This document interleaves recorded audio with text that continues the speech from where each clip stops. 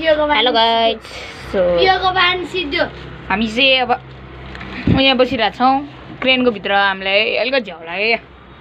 बाहिर यस्तो तातो घाम छ भने उही खुट्टा राखे कि पोलेर जलिरहेको जस्तो हामी चाहिँ यतानिर बसिरहेको छौँ गाइज तल कस्तो फोहोर छ भने आज चाहिँ हामी भ्लग हेर्दै हेर्दै हामी सफा गर्न गइरहेको छौँ एउटा आइस त सुक्यो एकछिन ए खोइ एउटा यस्तो सुके छिङमा यसले उहाँ छतको माथि राखेको थियो उही यस्तो तातो छ नि हेर उयो लाटा हेर गाइज म चाहिँ मुख देखाउँदैन बेस रिभिल गर्नु मन छैन मुख हेर्नु होला गाइस देखियो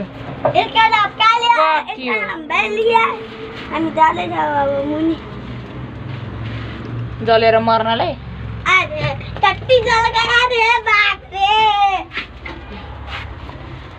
यिनीहरू पागल छ एक्सट्रोभर्ट मान्छेहरू छ यार यहाँ हेर्नु गाइज 5 रुपियाँ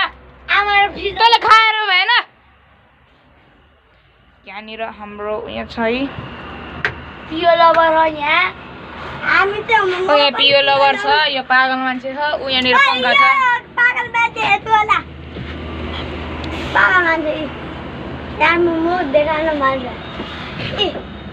अरे अरे क्या बोलती क्या बोलते बंद हो गया गाइस 10 रुपियाँ को नोट हाले है यार 10 रुपियाँ निकालेर उही खान्छौँ पियो हेर्नु 10 रुपियाँ निकाल जे भए पनि हाम्रो देशको हैन त्यो सो गाइस कम से कम पैसा फिर्ता आउँछ नि त हामी ओए कता त यार आया